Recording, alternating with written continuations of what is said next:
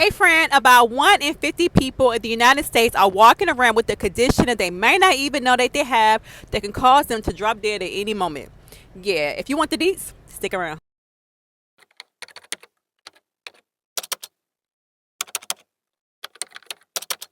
Hey friend, what is up? It is Dr. Burgundy Collins, chiropractor in real life, your favorite chiropractor here on this YouTube channel. And I wasn't trying to freak you out my intro, but I just looked it up and it's an actual fact. And I am one of the people. So in the United States, 1 in 50 people are walking around with an undiagnosed, unruptured brain aneurysm. Yeah, I know it looks super healthy, right? Yeah, I am healthy. Actually, despite the fact that I have brain aneurysms, I think I have like 2 the last time I checked. But the only reason why I even know I have aneurysms in my brain, and I'm going to explain what an aneurysm is. I'm actually going to put a picture up here, right here, so you kind of see through illustration what a brain aneurysm can look like. But anyway, in 2019, I was getting ready to go for a run. At the time, I was doing a lot of running. Well, except for right now, I'm a runner. But anyways, the night before, I got into a really, really bad argument with this person I was dating. He was so toxic. I guess I was toxic too. I was with him. But anyway, we had a really bad argument, so I was real upset. And the next morning, I was getting ready for a run. I'm not blaming him. I'm just saying. I had like the worst headache. It felt like somebody had like hit me in the head with like a hammer. Like it was like the worst pain I had ever experienced in my head. And when that happened, it also felt like little squigglies going around in my brain. It felt like little worms were crawling around in my brain. Later, I figured out it was probably like the blood that was leaking. But what happened was I sustained the rupture of a brain aneurysm that I didn't even know that I had in my brain. And what happened after I experienced that really bad headache, I was like, oh my God, like I knew immediately because I was like brought to my knees. I knew immediately I had to go to the hospital. I knew this was something that I just could not ignore. Thank God I didn't ignore it. Now, I didn't want to, because I'm cheap and I'm like, whatever. I didn't want to and I felt like it was an emergency, so I didn't want to wait for an ambulance. In hindsight, that's probably stupid, but it actually saved my life. I didn't want to wait for an ambulance, so what I did is I called my sister. It was like, yo, call me back or whatever, or something of that nature. And I figured I would just drive myself to the urgent care up the street. So I drug myself to the car. I don't even know how I did it, but I got in the car, I got behind the wheel. Again, I don't know how I did it. And I drove myself the mile or so to the urgent care up the road from where I was living at the time. And as soon as I parked, I walked in. It was like a line of people. I was like, hell no, I can't stand in a line. And so I was in a line. I was like, oh my, I called for help. I was like, can somebody help me? And I said like very weakly, I do remember that. They kind of like started falling, like people came to me, whatever, and then like ushered me, and then I threw up. When they ushered me to the back in a wheelchair, and as soon as I got back there, I threw up. And so they knew, I guess, from the vomiting that I was like going through some really life-threatening illness. And make a long story short, it turned out that I had an aneurysm in my brain that ruptured. Now, when that happened, I ended up being in a hospital for 2 weeks. Thank the Lord, I didn't have any type of neurological deficit, no paralysis, nothing like that. And to be honest, the only reason why I was in a hospital for 2 weeks is because I was in ICU for 2 weeks.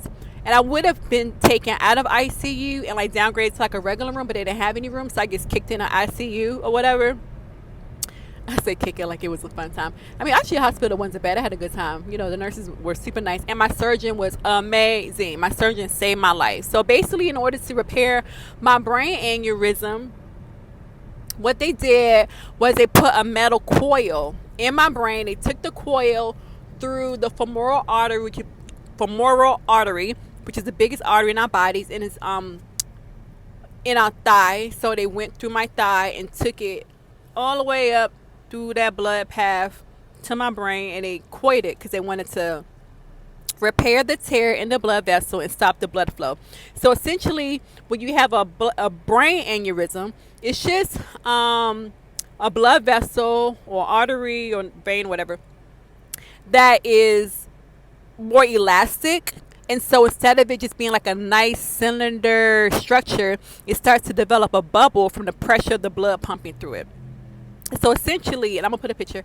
Essentially, it's like a pipe that has like a bubbling, and the blood is collecting there, and just pressure, pressure, pressure. And when that pressure becomes too much, it bursts. It's like a pipe that bursts, but instead of water, it's blood in your body in places where it shouldn't be.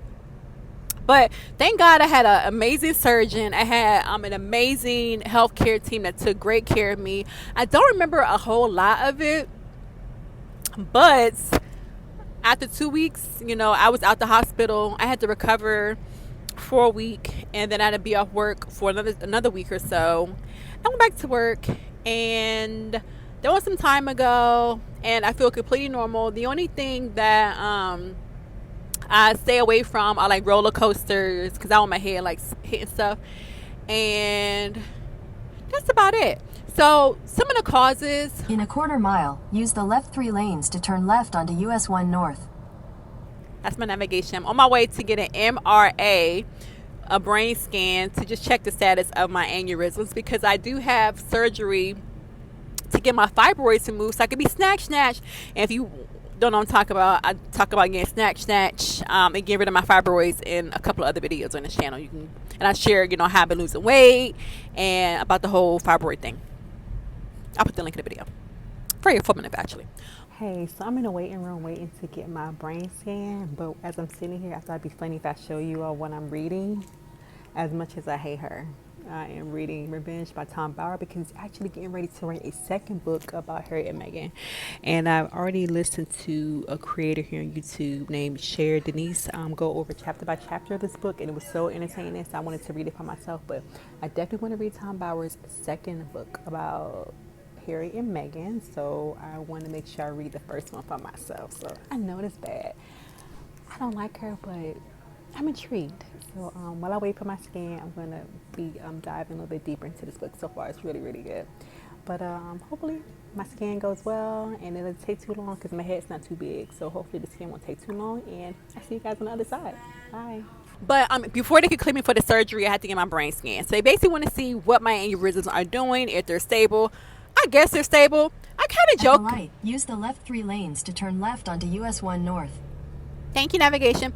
So I joke about having aneurysms all the time because, for one, I didn't even know I had an aneurysm. Number two, I know that majority of people who get an aneurysm, they die. Continue on US 1 North for 5 miles. It's really unusual to live and live a healthy life. More or less. I say more or less. I feel healthy. I look healthy. But I guess if you have brain aneurysms, you aren't that healthy. But it's such a miracle to live a normal life after having brain aneurysms rupture. Those type of things usually take you out immediately. It's usually a quick death. But while I was recovering, it was actually around the same time. You ever watch Game of Thrones? Daenerys, the mother of dragons. In real life, her character, not the character, but the actress in real life, she suffered brain aneurysms while they were filming that TV show. She actually had 2 ruptures of an aneurysm. And she experienced some neurological deficits. Even now, she'll say, well, she's a big advocate for promoting or getting the word out or awareness of brain aneurysms, because basically, you don't know you have them until something happens, and when that something happens, it's a rupture, and it's usually detrimental, and it usually kills you. But back to why I joke so much about it. I joke so much about having aneurysms because, number one, there's nothing I could do about it. Number two, I didn't even know I freaking had it. And number three, what can I do about it? I can't do anything. So, what do I care? If it ruptures, it ruptures. If I die, I die. It is what it is. I'm not going to really be stressed out about it. And it doesn't affect me in the sense that it's like a terminal illness, like with cancer or AIDS or HIV.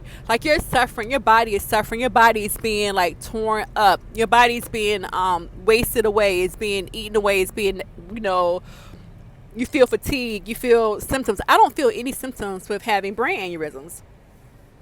It's just a thing, right? So I don't know. Like I said, I'm on my way to get my MRA on my brain, just to make sure the aneurysm, and I have 2. I think I have 2. Hopefully it's just 2 left. But make sure they chilling. They are. I guess they all right. If they're not, yeah, what can you do? But just to hop up here before I hop off, I will tell you some causes of aneurysms to make sure you at least don't do these things. Don't be fat. because obesity is a cause, or could be a leading cause for brain aneurysms. I've never been obese, so that didn't help me at all. You shouldn't do coke. I never did coke, so that didn't help me out either. So don't do coke. Don't be fat. Don't smoke, which I wasn't smoking. But I used to smoke hookah and Black and Milds back in the day, and BDs and weed. So I guess at one point I was a smoker, but I'm not sure if that affected things. And so I think that's basically it. Oh, and stress. Oops. This traffic pattern got weird. So stress, maybe high blood pressure. I need to look it up again. I guess it doesn't really matter at this point because I already got them. But so my recommendation for you, don't do coke, don't be fat. Keep your stress levels down, because you won't know if you have an aneurysm. Doctors aren't just going to scan your brain for an aneurysm unless you have a family history, which is kind of dumb. But if you have a headache, and the headache is super bad, if it feels like it's the worst headache you ever had in your life, and it brings you to your knees, go see somebody immediately. Because oftentimes you'll kind of hear the stories of a person who had a really bad headache and they went to sleep. They told a loved one and they just laid down, went to sleep, and they didn't wake up. So I'm about to go get my brain scanned. And okay, so I just finished my MRA. If you never had an MRA or MRI before, word of advice, because every time I've gotten an MRA or MRI, I've been unconscious or drugged up.